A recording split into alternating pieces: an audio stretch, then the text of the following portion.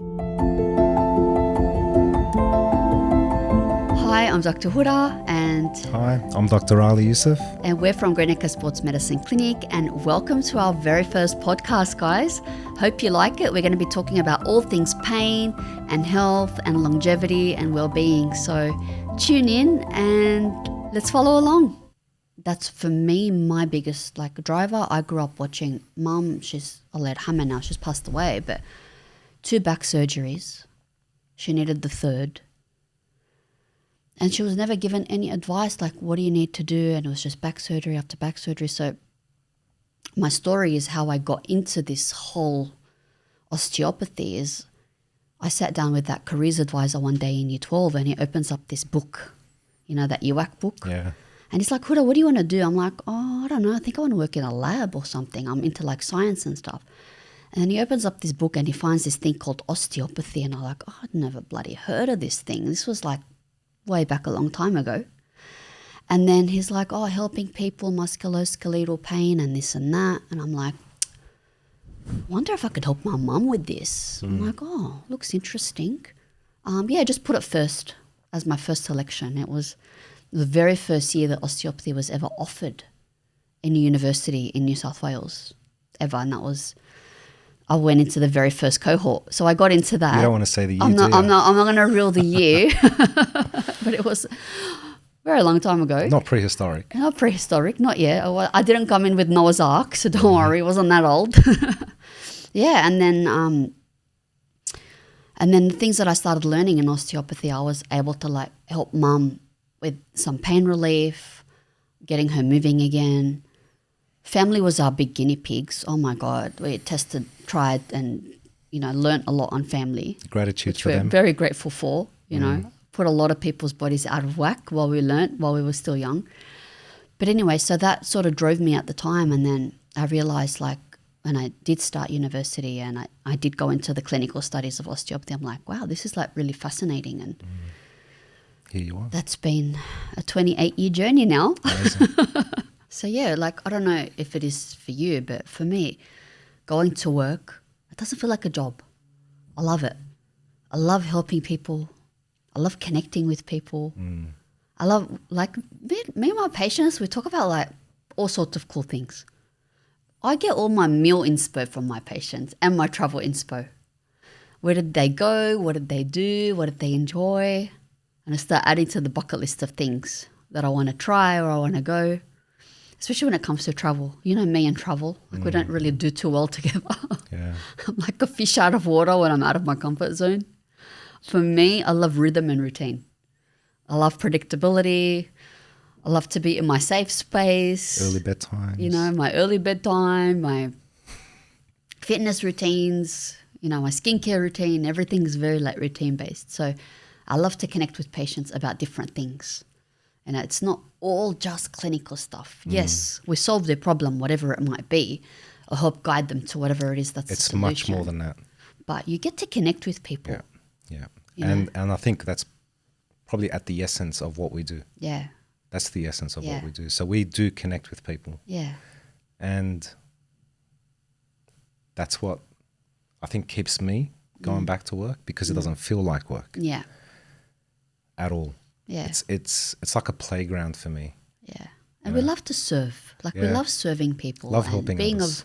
of service to others. And that's the whole point of the podcasting, is to give people information, give people access to knowledge, allow people to learn new things about pain or about their body, allow people to be comfortable with us, comfortable with us that, we understand pain and we understand complex pain.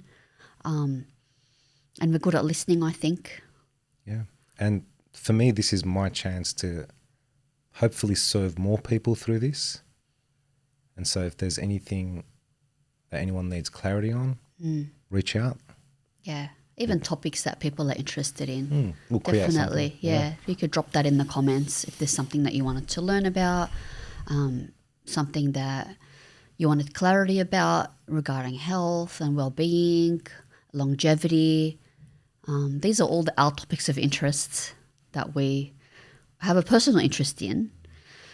health and wellness and longevity, and that's something that we live by as two clinicians not too far into their 40s. Should have said that. But serving others is really important for me. So for me, it doesn't feel like work. Definitely. Yeah, except for the behind the scenes stuff.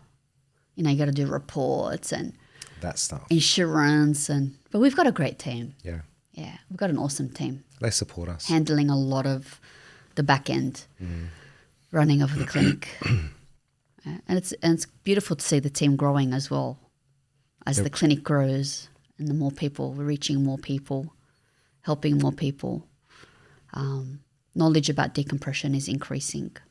So decompression is such a tiny little thing in, like, the Hill DT that we have. Like, what is it, 5 clinics in New South Wales have that specific one?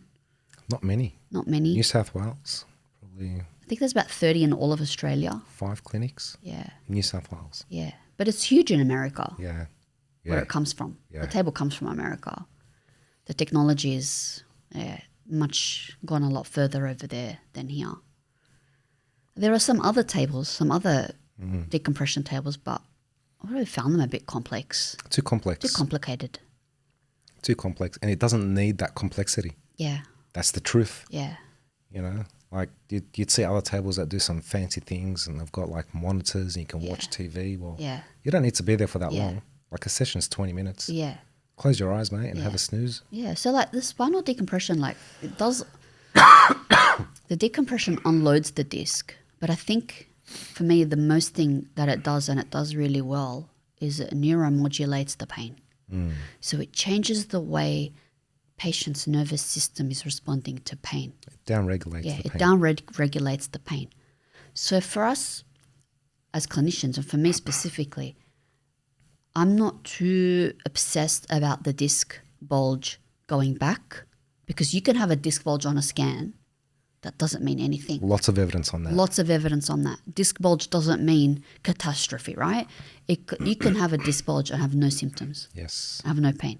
So for me, the decompression is not about putting the disc back, but it's about reducing their pain, improving their mobility, improving their function, improving their sleep. And that's why, like, patients like, Houda, do I need to do another scan at the end of the decompression? I'm like, the scan is not what we use to determine if this treatment is effective. We are not treating the scan. Correct. We are treating their pain problem Yeah, and the person, and the person, the whole situation. right? The scan, and this is another thing that comes into the clinic daily, is they come in with their scan and they say, I have a disc bulge at L45. It's their pain presentation, their pain experience is not what's in the scan. Yeah, The scan gives us clarity, the scan gives us guidance, the scan supports our clinical assessment, yes. And sometimes it doesn't. right? Yeah. They'd be sitting there and they're describing sciatica. Yeah. Like, all right, show us the scan. Look at the scan. Okay, there's something happening here, but it doesn't match what you're saying. Doesn't match the symptoms. Let's get you standing. They stand. They do a few movements. We assess. It is not the disc. Just not the disc. Yeah. Patients trip out when I told them that. This is not disc pain. And it's like, what do you mean? It's in the scan. I'm like, this is not disc pain. This is called an SI joint. Sacroiliac joint, Right. or hip joint. Or hip, or, it's something else. This is not sciatica. Let's poke and prod a little bit more. It's a physical assessment. And we're able to identify then it is not Like what's in the scan. It's not true nerve root compression. And what's this person experienced for the past year? He's been injected, he's been poked, he's been prodded, he's been rehabbed for a disc injury where his actual pain generator was anything but that. I know. And that when I have a patient that comes in with back pain or sciatica pain, referred pain like down the leg or whatever, and they've had the scan and I had a disc bulge on it, And then they get all these treatment and injections, like you said, and medication for the disc bulge. And then they come in. And just from their history, before we've even assessed them, like for example, I've identified like it might be sacroiliac joint. And that problem to solve for sacroiliac joint is such a simple thing. But they've wasted so much time because everyone's just reading the scan and not the patient. So not actually, like I'm like, have you been actually assessed? Have they assessed your nerves? Have you had all this testing done? No. They haven't had, they haven't even been, no one's actually even touched them. You know how much like patients come in with back pain and haven't even had a physical assessment, like on their actual body? Yep. Like they might have been assessed best case scenario through their clothes, right? Or sometimes not even assessed at all. Clinicians just reading what's on the scan result. Yep. So there's this massive mismatch of... Massive gap. Massive mismatch. Like the scan shows something, but the symptoms are completely different. And a lot of the time, the questioning that we ask them, which they sometimes get annoyed with because I ask them so much stuff, gives me the clarity on where their pain is being driven from. What's the pain driver? And a lot of the time, it's not the disc. So they come in wanting decompression, and then I assess them. I'm like, but your problem is not the disc. They're like, but it's bulged. I'm like, but that's not creating the symptoms down your leg. And then we treat them. So that's why I always tell them sometimes we give you, just need a couple of sessions, and this can be resolved in a couple of sessions of whatever it is, and you don't need to do decompression. And then when you solve that problem for them, they're just so grateful. Yeah. You didn't just whack them on that. Disappointed that they never got to experience the decompression, but They are disappointed. still happy. Yeah, they're happy that they're out of pain, but Yeah. the frustration that patients share with me a lot is no one actually assessed them. No one listened. No one listened to them. No one listened to what's driving their pain and how much function they had lost. And then they had spent so much money on treatments that didn't work. I have stories for days. Yeah. Days. In the past week, it was the neck. It was a disc in the neck causing the symptoms. The person had their shoulder injected with cortisone twice because something came up on an ultrasound. But it was the neck. And the pain and suffering, so that if anything, the cortisone actually aggravated the shoulder, which aggravated the arm pain, now added a new pain generator, a new layer of pain on top of the neck pain. That's so sad. Yeah. And there are cases where one comes to mind. This one was challenging. Lower back pain for years. This woman could remember the birth of her child and it starting. And we're talking 9-ish years. And she's done everything. Everything. And it's stabilized her pain to a point, but she's never been out of pain. And once I complete the story, you'll know who it is because I had passed her on to you. I had assessed 2 sessions. I'm like assessing and I'm treating and I'm like, the pain is not your back. The pain is not the SI. The pain is not coming from the hip. Where is it? And I'm like, I think by the 3rd session, I'm like, this is your pelvic floor. I remember this one. Yep. Her pelvic floor was causing sciatica. Yep. She just looked at me like, what's this guy talking about? What would he know? I wouldn't, but what would this guy know? So then you're the pelvic floor expert. So she was handed over to you. Yeah. Yeah. How many sessions? About 2 or 3. 2 or 3 sessions. Yeah. 9 years of pain. Pelvic floor therapy. Yeah. 9 years of pain. It was coming from her pelvic floor, causing sciatica type pain. Yeah. And I remember seeing you in the hallway after I had assessed her. I said to you, Ali, you're right. It was pelvic floor. Because when I assessed her pelvic floor, It reproduced. I was able to reproduce her pain. And she's like, that is the pain. Wow. And then I treated her, it took me maybe 2 or 3 sessions. Yeah. 9 years. Yeah. And I got into pelvic floor therapy specifically also because I was finding that women had pelvic floor symptoms that were driving their sciatica and they were driving back pain. And other than that, there was a lot of incontinence and other issues. And I had to send these patients far and wide to the city for treatment. And these women couldn't even hold their bladders. And I remember you pulling me aside and saying, listen, Houda, you need to do this. And I'm like, no, I don't want to do pelvic floor therapy. Kicking and screaming. Kicking and screaming. And I remember you took me to the Hunter Valley and I did the training over there and I did some more training. That was like maybe 10 years ago now and started treating pelvic floor. And when I treated pelvic floor, that also solved a piece of that puzzle. Yeah.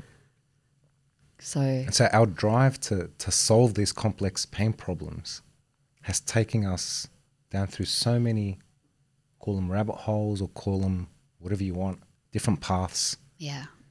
Just trying to put this picture together. Yeah, it's our hyperfixation on problem solving. Yeah. That's what led us to all these different pathways. Yeah. We've been able to find, pain generators, pelvic floor, SI joints. We did a fair bit of training in rehab and core and Pilates. Yeah. And we're traditional Pilates trained from back in uni days. Floor Pilates, no reformer. We were like mat trained floor Pilates, like back in the 90s and early 2000s when Pilates was just for rehab. Pilates was not a trend back then. Yeah. So the rehab component of our university course at the time was all Pilates based. And at the time we were trained by the people that had built Pilates and, you know, the people that were linked to the original guy, that Pilates guy that actually developed the system of Pilates. And then that's how we were taught to do rehab and proper core activation and proper breathing and all that stuff. Yeah. No contraptions. Yeah, no devices. Not like the trend that it is now, which is all good. The trend is fine for fitness. But, you know, Pilates was core activation. Was rehab. It was designed for rehab. I think it was designed, was it gymnast or something that they did something specific? They were rehabilitating something specific, and that guy, the Pilates guy, developed it for, I can't remember off the top of my head. I still have that book from like over 20 years ago, 25 years ago, the original Pilates book. And then, it was developed as a rehab protocol or rehab process. So, we don't do the Pilates in the clinic now. We just refer out for that. Yeah. We refer out for the rehab. We do like the basic exercises with patients that they need to like be functional and stretches and basic core building, basic mobility. But in terms of like structured rehab, we outsource that because we just don't have the facility, we don't have the space, we don't have the time. We don't have the time to rehabilitate. Yeah. Connect with the right people. Yeah. And we can still have a big impact. Yeah. Yeah. When you have the right people in your team and you have a team that hyperfixates on problem solving the way we do. Yeah. Shared values. You get a great outcome for patients and patients are happy. And then they overwhelm us by sending them more patients and the whole family. And over 20 years, we've treated generations of families, like the grandma, the mom. I've treated my patients' kids. I used to treat them when they were kids. And now I've seen their kids. Wow. You know, it's a privilege, I think, to be part of their lives. Yeah. I had a patient when she was young. She said to me, she won't know who she is. She goes, Houda, when I get married, you are going to come to my wedding. And lo and behold, maybe, 10 years later, I went to her wedding. Because I said to her, yes, I will come to your wedding. And I celebrated that day with her. It shows the impact we have on people. I hope so. Yeah. I hope we're impacting on them positively. I think we are. I think the first 24 hours, they're probably hating on us. 24 to 48 hours, because to solve those problems, we do need to put them through a little bit of pain. Stir a bit of it up, yeah. But they trust us enough, I think, to hand their bodies over to us to do what we need to do. Look, that word trust, that's, again, at the core of that connection and interaction. You know, you need to create that space, that trust, that we are going to do our best within our capacity to help them as best we can. Yeah. And that's what's kept us around for so long. Yeah. Yeah. So I think people need to find, wherever they are in the world, they need to build their team. They need to build their team of doctors, clinicians, specialists, that see them, hear them, and understand them. Just give them the time. Yeah. And like for me personally on my journey, I've had health issues for a very long time. You know, I've had Crohn's since I was 12 years old. You know, I've had ongoing health issues. The perimenopause hit like a few years ago, like a train, like a freight train. So for me, like my doctor is my port of call, obviously, but my doctor is my traffic controller. Mm. And then he sends me, I'm like, well, if I'm going to have, like, for example, my Crohn's, I'm going to have a specialist managing my symptoms, but I'm going to have a really good specialist. Yeah. And my hormones, I'm going to have the top specialist managing me on that part of things. I suffered migraines for a long time, so I had a neurologist as well on my team.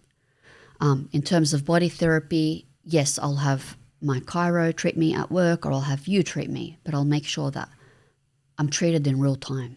Don't let anything fester, so that I'm living my optimal health, physical and mental, life. So what I tell people is, wherever you are in the world, build your team, build your tribe, build your team of people that will help you age well and help you if longevity is important to you, and being active, being mobile, being present for yourself first and foremost is important to you. You must have your team. You must have your clinical team. You have to find the people that are going to advocate for you. They're going to cheer you on. They're going to pull you up when you need to be pulled up. But they're also going to be there to catch you when you fall. If something was to happen, God forbid, you need team. And mental health. Mental health, a lot of us need someone in our team for mental health. Yeah. And even if you don't have a mental health diagnosis, someone to talk to, someone to debrief with, and sometimes that might be a clinician, and sometimes that might be a friend or someone that's good at listening and hearing. And in the same time, I also tell patients is you have to move away from toxicity, or you have to limit how much negative energy surrounds you. Because we become who we're around. Like whoever surrounds you and you hang around them for long enough, It transfers. it transfers. The energy transfers and the vibe transfers, whether it's positive or negative. So you are who you keep your company with. Yeah. And if you're looking after your body, you have to look after your mind so that everything flows in life for you. And personally, What are you saying? I'm saying that especially for women, and definitely for men, but especially for women, because I deal mostly with women, they have to protect themselves. They have to look after their physical and mental health. More. What How? I'm saying is the body and the mind are not separate. Give it to them straight, Houda. Yeah. The body and the mind are not separate. Look after yourself. Take care of yourself. Protect your energy. Because your energy affects how your body perceives pain. So you're telling them to choose the right people Yeah. to surround them. Yeah. Clinical people, but also personal people. You need the right team. Yeah. And I'm saying one team is just as important as the other. Yeah.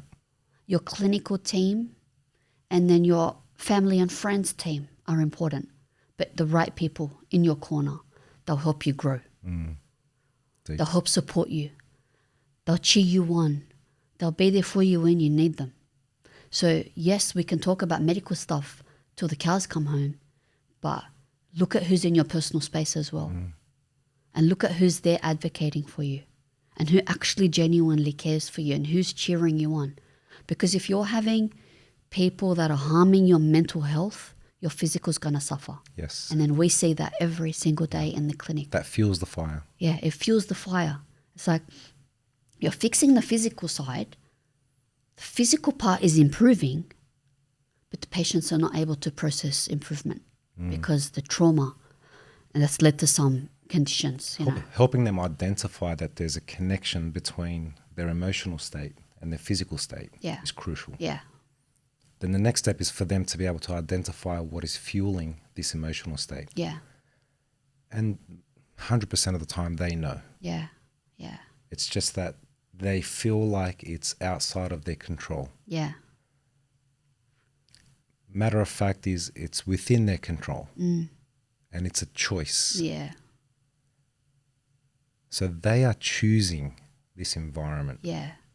As hard as it might be, they're still choosing it. Yeah. We're humans. We make our choices. Yeah. Because, so what happens with chronic stress, chronic stressful states, is the body has something called a fight or flight system, your sympathetic and your parasympathetic nervous system. And there's a very important nerve that I talk to my patients about called your vagus nerve. It's one of the cranial nerves. And what the job of the vagus nerve is to down-regulate your fight or flight response. So volume down. Yeah, it turns the volume down. So when your vagus nerve is not working, right, your body stays in this heightened, stressful state. Heart rate is racing, you're sweaty, blood pressure rate is rising. And over time, if your vagus nerve doesn't learn to kick in, that's what leads to chronic pain conditions. Chronic pain, chronic back pain, fibromyalgia, complex regional pain syndrome, autonomic dysregulation, POTS. A lot of people get POTS from autonomic dysregulation at times. It's not a Flower Power thing or Bunnings. No, you can't go to Flower Power and solve it by POTS. buying plants. Yeah. No, POTS, Is postural what? orthostatic tachycardia syndrome. And funnily enough, have you seen the research recently about the increasing POTS after COVID, on long COVID? 14-fold increase worldwide in POTS after COVID. Now, I don't know if they're just diagnosing it more or it's happening a lot more, but there's definitely more Incidence awareness is higher. on Yeah. it. So public health is trying to do increased awareness with doctors. I think we're having our first POTS clinic starting to open up in New South Wales. Wow. So it's definitely becoming a big thing. But anyway, so vagus nerve not being able to activate, not being able to regulate the nervous system is meaning that people are suffering pain at a higher volume. So it's not being able to regulate from the stress, chronic illness, their pain is amplified. It's like the pain is under a microphone. So if we try to simplify this, Yeah. okay, you said fight or flight. What's the whole purpose of fight or flight? To protect humans from like Life predators. life preservation. Yeah. Okay. And so there's a predator, you go into fight or flight mode, so adrenaline kicks in, Adrenaline. heart rate picks up. Yeah. You're ready to run, fight. Yeah. So you're saying what's happening is people are in this state for prolonged periods of time. Yes. And they're unable to start to down-regulate this anymore. Correct. So it becomes their new default setting. Yeah. Your body's sensing predators when there are no predators. Yeah. Your body's sensing danger when there is no danger. Yes. Your body's experiencing physiologically the adrenaline rush and everything associated with it as if there is danger while you sleep, while you sit and rest. Yeah. And this is what then fuels chronic pain. This is then what fuels mental health deterioration, Yeah. the inability to downregulate. Yeah. The first step is knowing you're in that state Yeah. and identifying it. Yeah. The next step is then taking small steps towards getting out of this danger zone, this perceived danger zone, and into something that feels safer. Yeah. And for a lot of people, that'll be different. One person that comes to mind this week, home is where the danger is at. And it's not that it's danger, it's the amount of responsibility, the amount of stress, the amount of pressure on that person in that environment puts them in that state. Yeah. Having a conversation with that person, they need to see a psychologist. But having a conversation to take the first step, the conversation was along the lines of, where do you feel safe? Where do you feel at ease? And this person was a spiritual person. So they said going to their place of worship. So I said, their exercise was going to that place of worship 3 times a week. Yeah. So all we're trying to do is we're trying to disrupt that pattern and just help them to downregulate. And within a week, their pain and their pain experience had started to settle. Their nervous system started to settle. This person would cry for the first 5 minutes of every session. All I would say is, hi, how are you? And it would, by the third session, for me, progress, no tears. And after that, the session after that, the look on their face lit up. It was, they were happier, there was more bounce in their step. And all I did was I was able to identify that this was fueling.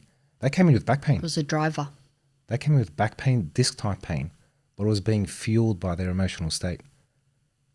And putting them on decompression or giving them exercises was not going to fix it. Yeah. We need to downregulate their nervous system first. And so being able to identify as a clinician is crucial. Yeah. So it's much more involved than just giving them a back rub. Yeah. Some needling or a decompression. It's much more complex than that. Yeah. So being able to identify and helping the patient identify where this driver is. And they can't change that environment, but they can mitigate, they can manage. Acknowledge it, they can and identify. Yeah. It takes time. Yeah. And that goes back to having the team.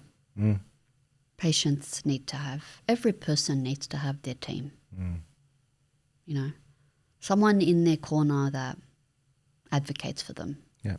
Stands up for them, shows them what they need to do or guides them, And that's why I think every person, especially women, need to have their team of care providers. And then sometimes you'll need to... Supporters. And suppose you need to find like a family physician, like you need to see 2, 3, 4 doctors before you find someone that actually listens. Yep. Because doctors are really under the pump. Well, they are in Sydney. They got so much on their plates, so much pressure. They can't keep up. Especially Western Sydney way, where we're from. They cannot keep up. They can't keep up. So you need to do a lot of research. And sometimes the right doctor for you might not be the one that you've had since childhood. Might not be the one that mum used to take you to. You need to maybe find someone that's more switched on with what's happening with the current day, or what's like the new things that are happening with medicine, or what are the alternative programs that are available to solve XYZ problems. So the probably key takeaway is don't give up, but keep looking or keep seeking out the right person for you until you find them. Yeah. Yeah, because a lot of them just give up. It's like, this is where they're comfortable. This is what they're used to. He's known me for 20 years, but he's not right for you. Yeah. And I always tell patients get 2 or 3 different opinions, especially when it comes to surgery. If you need doctor's recommended surgery, any surgery, I'm not talking just back surgery here, any type of surgery, get a couple of opinions. Just a different set of eyes on the same problem. On the same problem. Because a lot of the times patients will see one doctor and says, oh no, you really need the surgery. And then they see another doctor and they're like, you don't need the surgery. Obviously some people obviously will need some sort of surgery, for an emergency situation. We're not talking about emergency situations now. Emergency is an emergency, right? Yeah. But I'm talking about when people have an option like a rotator cuff repair, or a knee replacement, or an arthroscopy, for example. Always get a couple of opinions. Get a clinician opinion, but also get a couple of specialist opinions for anything. And do your due diligence, and then you make your choices based on the information. And their objectives and their goals. Yeah. And be very clear on what you want to be the outcome of your surgery. Yes. What is it that you want from this surgery? Do you want to be able to move? Did you want it to be is it all about pain? Because some surgeries will not solve pain. Is it that because your leg is numb, some surgery will not reverse the numbness? If there's permanent damage onto the nerve, like for example, if the disc is hitting on the nerve, the pain might get better, but your numbness might not get better. You get me? So they need to be clear on their objectives. Everyone needs to be very clear and do their research on what they want as an outcome of a procedure. I agree. You know, because that gives them power and information. It gives them a choice. Is power. Yeah. Yeah. Gives them a choice. It allows people to make a choice. Yes, this aligns with me, or no, I'm going to try something different, or I'm going to see someone different, or I'm going to get a second, maybe even a third opinion. Yep. Yeah. And for people that say in Australia we don't have good healthcare, we have great healthcare. It's just not mostly available on the public system. Yeah. The public system is like a crisis control system. But everything is available in Australia. But it's expensive, and it's even seeing a specialist between $300 to $500 for a specialist, you know. So everyone's like, oh, there's treatment in Lebanon, there's treatment in Turkey. All of that is private. If you spent that money here, you'll find the top specialist for your surgery or for whatever it is that you want. It's just expensive. And if people wanting top surgeons on public wait lists or top outcomes on public wait lists, It doesn't exist. it just doesn't exist. You can't go looking to buy a Ferrari with a Toyota Camry budget. Yeah. That's how it works. Or you're looking for a top surgeon on a bulk billing. Like, It doesn't work. it doesn't work that way. Oh. The public system is trying to keep you as much out of danger and preserve your life, but the quality of life is not real a priority in the public healthcare system in Australia. Like, they just can't keep up. They can't.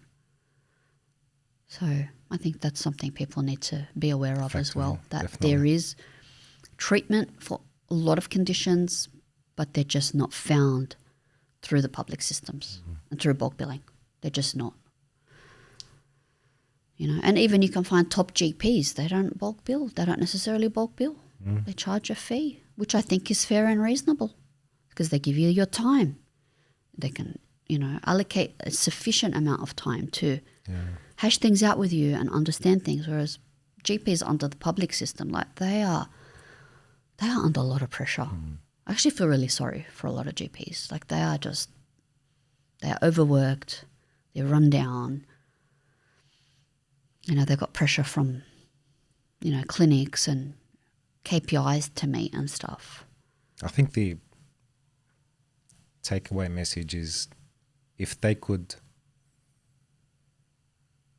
prioritize their healthcare to the point where they can look after themselves and be proactive so that they don't end up in that system, is a better option. So act early, look after yourself. It's the small maintenance healthcare checks that are necessary. Yeah, especially men. Men don't even do regular, like at least once a year blood test and just get checked, you know.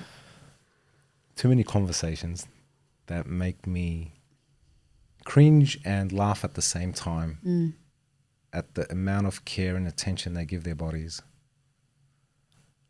Especially like, for example, patients have a family history of like heart attacks. People in their family having heart attacks in their 30s and 40s, cousins, uncles, aunties. Get a heart doctor to check things. Maybe there's something genetic there. Maybe there's something that can be mitigated, managed, prevented. There's like preventative fear. healthcare. There's fear. There's fear of knowing, you know, that there is something. Yeah. And yeah, there's a lot of fear, and which puts them in that kind of position where they don't want to know. Yeah. This is men.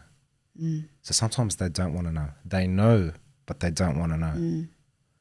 And so that kind of puts them in that position. But if they acted early and they confronted that fear, they can mitigate a lot of the risks. Yeah. Their health is so precious, really. One thing I say to them, a lot of the men, is usually by the time we hit our 40s, I call it the engine light. The engine light comes on. That's your first warning. You know, things start to fail in our 40s and 50s. They don't fail. They start to. They start to break down. whether it's musculoskeletal, whether it's organ, so cardiovascular disease, blood pressure, diabetes, cholesterol starts climbing. Everything starts climbing in our 40s. The engine light comes on. Pay attention. Act now. Don't act in your 50s and 60s when you need, a stent put in, or you realize you've got complex cardiovascular issues, or you just have a random heart attack or stroke because you never got anyone to look and see if there was anything there.